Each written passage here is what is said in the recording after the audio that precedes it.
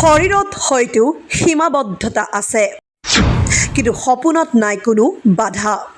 বিশেষভাৱে সক্ষম এই যুৱকৰ হৃদয়ত আছে এক দৃঢ় সংকল্প। এদিন প্ৰশাসনিক বিষয়া হৈ পুনৰ উভতি আহিব এই শিক্ষানুষ্ঠানলৈ। হয়, এক অনুপ্ৰেৰণাদায়ক কাহিনীয়ে হৃদয় স্পৰ্শ কৰিলে সকলোৰে। শৰীৰত সীমাবদ্ধতা থাকিলেও সপোনক কেতিয়াও সীমাবদ্ধ কৰি ৰখা নাই এই বিশেষভাৱে সক্ষম মেধাৱী ছাত্ৰগৰাকীয়ে। তেওঁৰ হৃদয়ত আছে এক অদম্য সংকল্প, এদিন প্ৰশাসনিক বিষয়া হিচাপে সফলতা লাভ কৰি পুনৰ উভতি আহিব নিজ শিক্ষানুষ্ঠানখনলৈ আৰু নিজৰ সফলতাৰ কাহিনীৰে অনুপ্ৰাণিত কৰিব শিক্ষক শিক্ষয়িত্ৰী তথা সমাজক। কিন্তু শিক্ষাৰ পথত প্ৰতিদিনে তেওঁ সন্মুখীন হৈছিল নানা অসুবিধাৰ। বিশেষকৈ শিক্ষানুষ্ঠানলৈ অহা যোৱা কৰাটো হৈ পৰিছিল এক ডাঙৰ প্ৰত্যাহ্বান। এই সমস্যাৰ কথা অৱগত হৈ মানৱীয় পদক্ষেপ গ্ৰহণ কৰে আজমল ফাউণ্ডেশ্যনে। মেধাৱী ছাত্ৰগৰাকীয়ে যাতে শিক্ষাৰ ক্ষেত্ৰত কোনো বাধাৰ সন্মুখীন নহয়, তাৰ বাবে উপহাৰ হিচাপে আগবঢ়োৱা হয় এখন অত্যাধুনিক হুইল চেয়াৰ। এই মহান উদ্যোগে কেৱল এজন ছাত্ৰক সহায় কৰাই নহয়, বৰঞ্চ সমাজলৈ প্ৰেৰণ কৰিছে এক শক্তিশালী বাৰ্তা।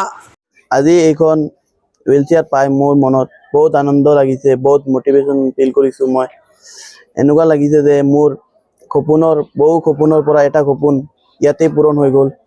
আৰু মই মোৰ আজমল ফাউণ্ডেশ্যনৰ ডাইৰেক্টৰ ছাৰ মোহাম্মদ খচৰুল ইছলাম ছাৰক অন্তৰৰ পৰা মই ধন্যবাদ জ্ঞাপন কৰিছোঁ। আমাৰ এইখন মহাবিদ্যালয়ৰ প্ৰিন্সিপাল ছাৰ ডক্টৰ মুকুতাৰ হুছেইন ছাৰক মই অন্তৰৰ পৰা ধন্যবাদ জ্ঞাপন কৰিছোঁ। আৰু এইখন হুইল চেয়াৰ পাই আজি মোৰ বহুত ভাল লাগিছে। এইখন হুইল চেয়াৰ মই অকলে এইখন হুইল চেয়াৰেদি মই মোৰ শিক্ষা দীক্ষাৰ পৰা আগবাঢ়ি যাব পাৰিম। আৰু মোৰ কলেজ লাইফ যিখন 3 বছৰ 4 বছৰৰ যিখন কোৰ্চ লৈছোঁ, এইখন কোৰ্চ মই এনজয় কৰিব পাৰিম। মোৰ মহাবিদ্যালয়ত মই আহিব পাৰিম ডেইলি। বহুত ভাল লাগিছে, ছাৰে মোক ইমান ডাঙৰ এটা উপহাৰ দিছে, ইমান ডাঙৰ এটা উপহাৰ ব্যৱস্থা কৰি দিছে। ছাৰক মই গোটেই জীৱন মই মোৰ মনত ৰাখিম আৰু ছাৰৰ কাৰণে মই ইনশাআল্লাহ দোৱা কৰি যাম। আৰু আমাৰ প্ৰিন্সিপাল ছাৰক আল্লাহ হায়াত দিয়ক, সুস্থ ৰাখক, এইটোৱে মই কামনা কৰিম।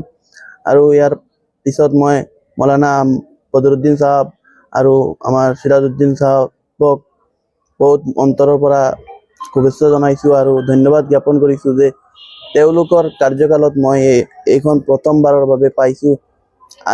এতিয়ালৈকে কোনো চৰকাৰীভাৱে মই এনেকৈ কোনো গিফ্টটো পোৱা নাই।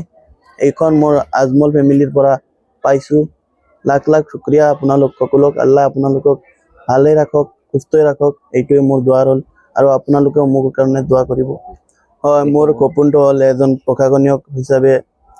প্ৰশাসনিক অফিচাৰ হৈ মই মোৰ সমাজৰ কাৰণে, মোৰ অসমৰ কাৰণে কিবা কাম কৰিম। এইচএছত মই 79%।